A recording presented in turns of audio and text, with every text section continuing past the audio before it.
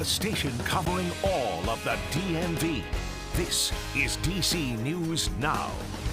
Good afternoon. Thank you for joining us for DC News Now at noon. I'm Tosin Fakile in for Mark Hall. We begin talking about weather this morning, starting with a look outside. It is cloudy and it's been that way for a little while. We have big changes ahead in the weather department. That potential tropical cyclone bringing in heavy rain and damaging winds. Weather forecaster Brittany Ward joins us now with that timeline. So Brittany, people may need to brace for a bit for what's coming.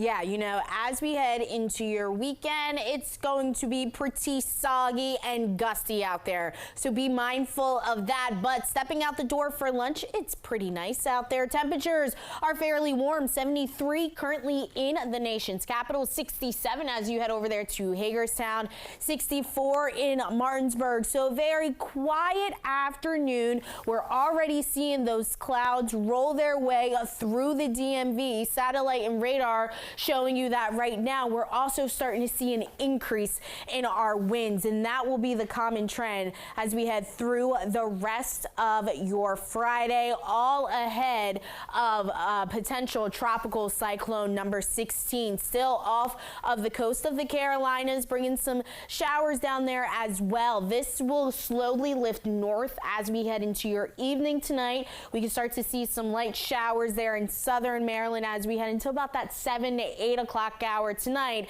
And those heavier downpours, they don't arrive into the DMV into the overnight hours. Early Saturday, and Saturday it's just going to be wet and it's also going to be soggy. So be prepared for that if you do have any outdoor plans for your Saturday.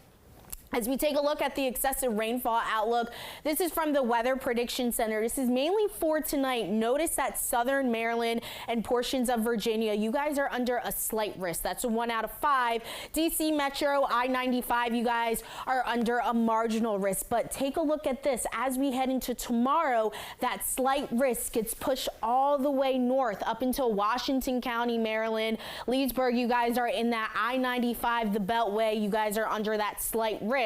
And then as you head further off to the west in our mountain counties, you guys are under that marginal risk. And that's because we could deal with some river flooding as we head through your day tomorrow. So again, be mindful of that. If you're heading down to the beach tomorrow, not going to be a perfect beach day. Make sure that you guys are staying out of the water. So looking ahead for the next 3 days, it's going to be quiet as we head through your afternoon. Highs will be in the mid 70s. We're holding on to mostly cloudy skies. It's tonight. That's when we start to see those showers roll their way in. DMV first warn day as we kickstart your weekend. Temperature is definitely going to be on the cooler side as we ring in the fall season, but we're going to be dealing with those widespread showers, and those showers, they'll linger in as we head into Sunday. So definitely keep it here, Tosin. I'll show you Futurecast and time it out for you hour by hour in just a bit.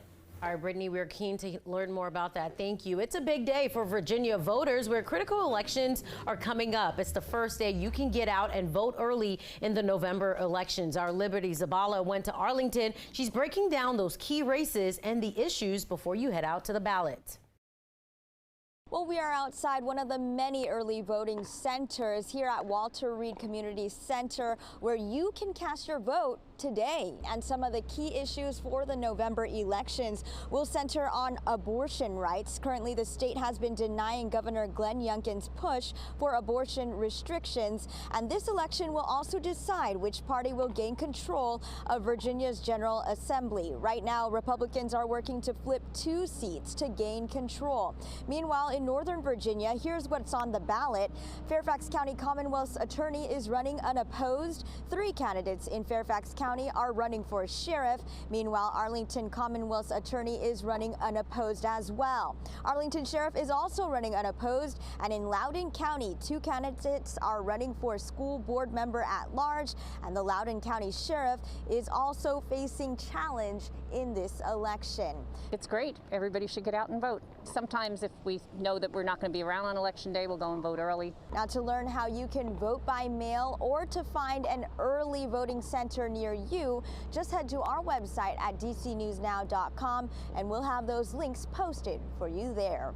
For now, in Arlington, Liberty Zabala, DC News Now.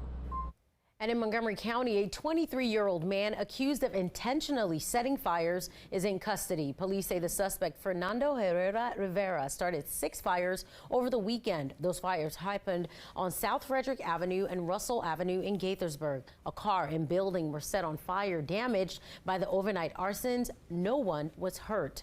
And a Prince George's County teacher wants more protection in the classroom. The elementary school music teacher says she was attacked by 2 students and suffered a concussion. Renee Calloway started a project for this incident. She wants the school board to make changes to the student code of conduct.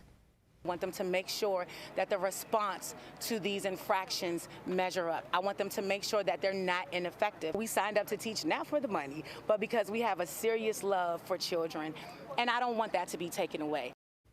A PG County Public Schools Superintendent will host a safety and security meeting for the community next month. And still in PG County, the police recruiting effort is stretching all the way to Puerto Rico as law enforcement agencies around the country struggle to hire officers. Officials say the county's down about 400 police officers. Now, with the diverse population, PG County is looking to Puerto Rico to find new officers. Council members are also considering a bill that would give $2,500 in property tax credit to officers who move into the county. The Puerto Rico idea is something that we hope we can bring people to the department that have ties to the Hispanic community. We have a lot of officers that already are on the department that are from Puerto Rican descent and other, obviously, Hispanic communities. And Captain Nicholas Collins, who you just heard from there, says the search for new officers is not limited to Puerto Rico. Meantime, here in the district, they're upping their officer signing bonus to $25,000. And 12:06, former Loudoun County Public Schools Superintendent Scott Ziegler will go to trial. A judge dashed his hopes of getting those charges dismissed. The school board fired Ziegler back in December. He's accused of mishandling the investigation of 2 sexual assault cases. Ziegler argued he was the victim of judicial abuse by prosecutors. The judge says a jury can hear the evidence and then decide. Developing now, police are working to track down a man accused of sexually assaulting a woman in a Falls Church motel room. Take a look at your screen. This is who they're looking for. Police say the man arranged to meet the woman September 16th at the Quarry Inn Motel on Lee Highway. Investigators say when she opened the door, he threatened her with a knife and sexually assaulted her. The woman escaped and called 911. Police say that suspect may be in his 20s. Police say he has acne or scars on his face. And we're still in Virginia, and the senator there, Tim Kaine, sounding the alarm over the looming government shutdown. That could happen in just over a week if a deal is not reached by September 30th. The senator says small businesses and federal workers would be impacted. A government shutdown means non-essential workers won't go to work and will not get paid. Essential workers, they'll have to work for free. A shutdown would impact more than 144,000 workers in the Commonwealth. October is a particularly bad time for a government shutdown for some. We have a lot of communities in Virginia around national parks, like the Shenandoah National Park. And if you're in a tourism business, a hotel, a restaurant, maybe an outdoor store, this time in the fall is probably one of your 2 busiest seasons of the year. The government will shut down October 1st if Congress does not pass a new funding bill. Well, some exciting news. A school in D.C. is celebrating its 150th anniversary. Charles Sumner School was one of the earliest public school buildings in the district for African-American students. It was built in 1872. The school now serves as a museum and archives for the school district. And there's a lot of local excitement for the new iPhone 15. Don't believe me? Take a look at your screen right now.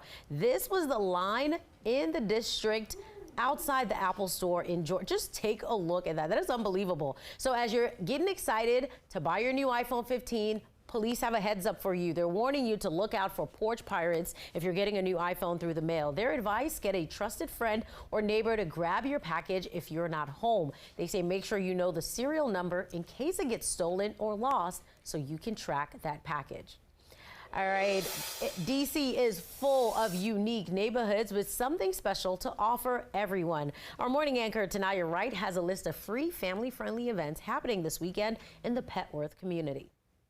It's a unique festival in that people really come and sometimes stay the entire time because there's just that much to do. Megan Flynn is talking about Celebrate Petworth. The annual event, organized by Petworth Main Street, is celebrating its 9th year. It brings together all the small businesses, local makers, performers, musicians, great food, all in one place. At this year's festival on Upshur Street in Northwest, there will be more than 65 vendors. Flynn says this is a great event for all ages, but especially for families. We have an entire kids zone this year on 9th Street. We have an activity tent where you can come and you can paint a little, paint pot and plant a seed. We're going to have a make your own comic book character activity led by an open book foundation. And then there's a kids stage being hosted by Tara Hoot with all day performances. In DC, there's so many unique neighborhoods and they all have something different to offer. So this will bring people who've maybe never been to Petworth to see what it has to offer. Upshur Street, where it takes place, is a really great place in Petworth where there are a lot of really amazing local businesses, some that have been there for a while and some that have just opened. So it's also a really great chance to check out all of the awesome businesses in the neighborhood. Celebrate Petworth is happening this Saturday from 11 till 5 p.m. on the 800 block of Upshur Street Northwest. It is free to attend. For more family-friendly ways to stretch your dollar, make sure you visit our website, dcnewsnow.com. Tanaya Wright, DC News Now.